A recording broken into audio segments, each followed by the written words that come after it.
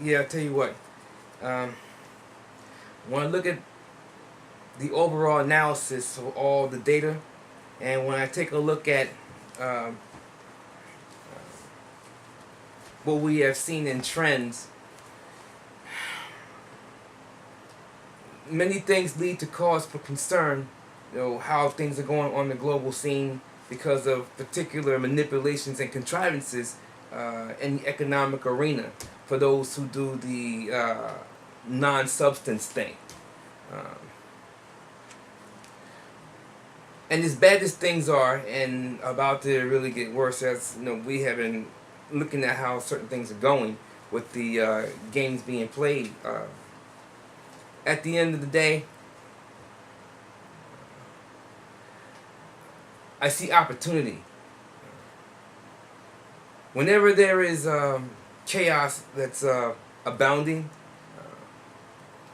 there's going to be a root cause for that chaos.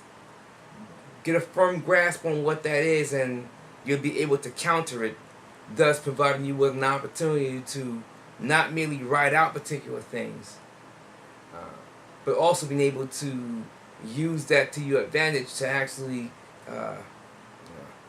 establish some type of a counterweight that will be profitable for your folks. And so I look at these things from the customs perspective specifically. I look at them from power and industry and interiors perspective because it helps to figure out the proper mindset in terms of core business models for us in terms of any exports that we engage in. So when we look at what we do internally for trade, we'll have the appropriate balance, the appropriate mix, so that when we do move for export, we're not moving blindly, but with a firm eye with what the trends are showing forth in terms of movement of finance across the planet. Real finance as well as the pretend stuff with the credit and the so-called currencies that some parties pretend to have. All right. What we clearly see happening, though,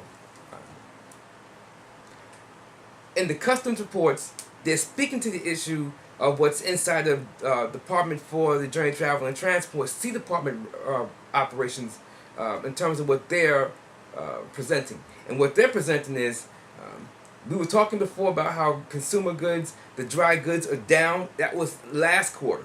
And coupling that with the 22% drop in rail freight that we were seeing, it let me know that things were serious. Well, now, I have seen the reports in terms of where commodities are going based on the fact that you got shippers across the planet that are in dire straits. That Ukrainian outfit I was reading about, they've got like 55 big girls. They got 55 massive ships that some refer to as, again, we talked about earlier, and that we know internally as Cape-size vessels. 55 of them, this particular company, they might be going under.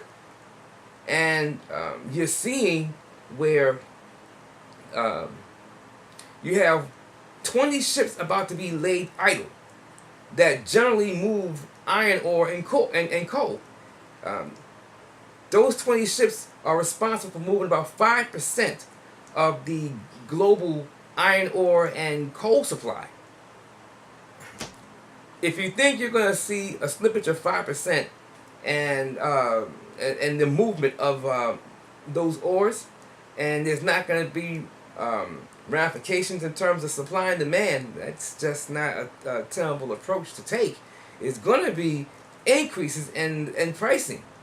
It's going to be inflationary. And from what we're hearing from the Department for the Customs, because the Imperial Customs Force, they watch a wide variety of things on the high seas, even though that's not their domain per se, in terms of patrol scenario. What their duty, obligation, responsibility is regarding large container ships is pilotage and everything else that has to do with navigable waters. But in closing, they are noticing, let me see, the report is that the speeds that these Cape-sized vessels and other deep water vessels are moving at has been decreased to save fuel, because the operators are basically barely scratching out enough funds in a day-to-day operation of movement of a vessel. They're barely making any funds on it, according to the reports. And so what I have here, according to ICF, they're saying that the large size deep water vessels, instead of them moving usually at around 10 knots, they're moving now, or a little more than 10 knots, they're now moving at 8.5, 8.5 knots. Slower, takes them a little longer to make port, but they're doing what they got to do to cut costs. You're going to see a situation sooner now when you're going to see these operators of these various vessels saying, hey, I don't want you to employ my vessels. They're going to start turning down orders. Then what happens?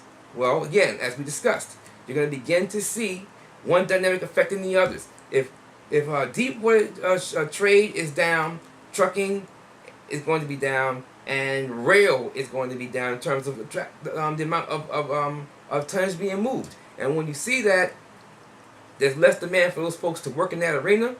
And when you see that, there's fewer folks that's engaging in consumer activity. And when you have parties whose sole economies are predicated upon consumer output as opposed to exporting and what they manufacture or what they grow, well, there's going to be repercussions. And so when you see that happen, the repercussions are going to be global in size. And they're going to be horrific. And I just, I look at where these things are and I move to position us, because again, these things, I see them as an opportunity. We have to figure out how we're going to do particular things for deep water trade on our own terms in a stronger fashion. And having this type of information allows us to see what's what and why, so that we can govern ourselves smartly. And so that our actions can be well plotted and well navigated as a result of being well plotted. So all this stuff is relative and is very important. This is why when all of our folks bring in their reports, when we go through these various reports, it allows us to see where certain things are, so that the imperial government on my watch will provide the Amexem-Empire National with the best possible diplomacy and governance. And as I always say, when we work together, we accomplish the mission. And the mission is food, clothing, and shelter on our terms.